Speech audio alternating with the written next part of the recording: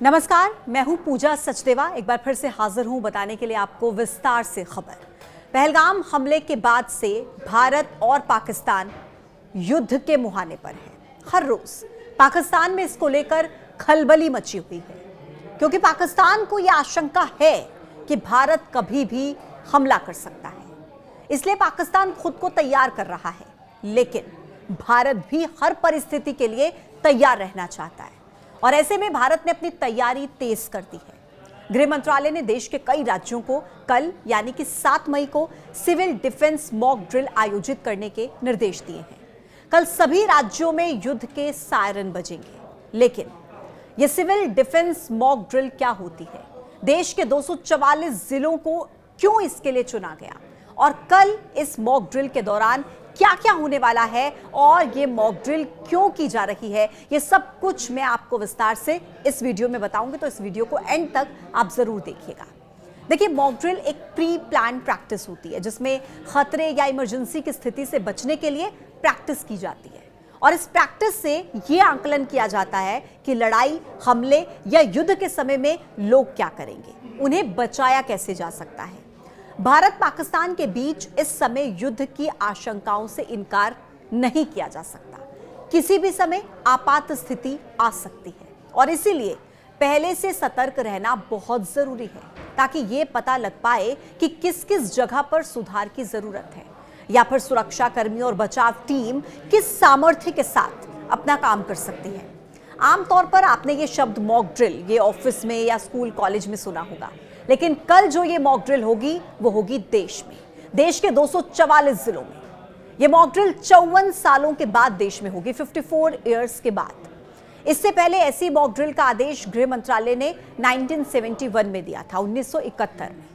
यह उस समय इस तरह का पहला आदेश था जब बांग्लादेश की आजादी के लिए भारत और पाकिस्तान के बीच जंग चल रही थी। और अब फिर से एक बार यह सिविल डिफेंस मॉक ड्रिल होगी, जिसमें हवाई हमले के सायरन बजाए जाएंगे, शहरों को ब्लैकआउट किया जाएगा और इसका मकसद नागरिकों में जागरूकता को बढ़ाना और आपदा के समय में घबराहट, भ्रम या नुकसान को कम करना होता है।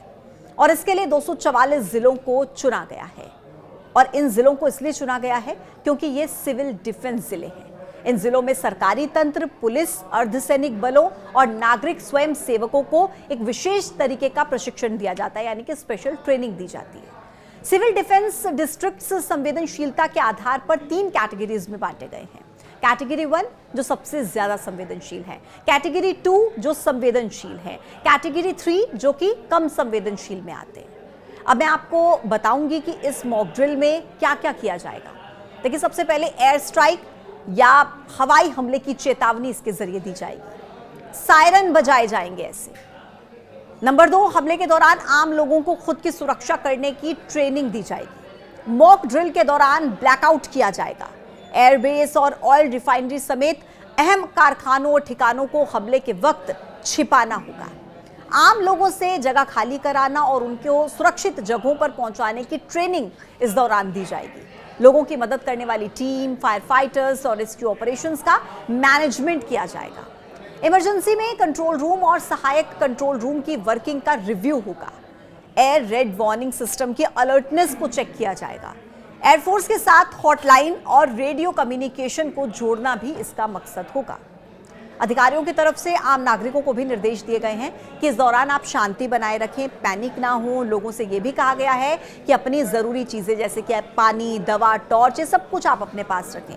सोशल मीडिया पर र्यूमर्स ना फैलाएं, अफवाहें ना फैलाएं और आपको यह भी ध्यान रखना है कि ड्रिल के समय अगर बिजली आपकी बंद हो सकती है, मोबाइल के नेटवर्क आपके कमजोर हो सकते हैं, यातायात को हो सकता है कि डाइवर्ट किया जाए, तो आपको ऐसी सिचुएशन में बिल्कुल परेशान नहीं होना। ये थोड़े समय के लिए हो सकता है कि आपको ये परेशानी झेलनी पड़े, लेकिन जब मॉक ड्रिल हो जाएगी तो फिर क्या होगा। तो ड्रिल में जो शामिल होने वाले राज्य हैं और जो केंद्र शासित प्रदेश हैं, उनकी एक एक्शन टेकन रिपोर्ट होगी जो पेश करनी होगी। इस रिपोर्ट में एक्शन, कार्यान्वयन यानी कि एग्जीक्यूशन, निष्कर्ष यानी कि फाइंडिंग्स क्या निकलकर सामने आई और सुधार यानी कि इंप्रूवमेंट के क्षेत्र क्या हैं, उन सबका डिस्क्रिप्शन देना होगा। तो कुल मिलाकर कल देश के 244 जिले या यूं कह लें कि पूरा देश इस मॉक ड्रिल के लिए तैयार है और मुझे उम्मीद है कि इस वीडियो में आपको आपके हर सवाल का जवाब इस मॉक ड्रिल से जुड़ा जरूर मिला होगा। आज के इस वीडियो में इतना ही। कल फिर होगी मुलाकात एक नए टॉपिक के साथ। तब तक के लिए आप देखते रहिए न्यूज़ 18। नमस्कार।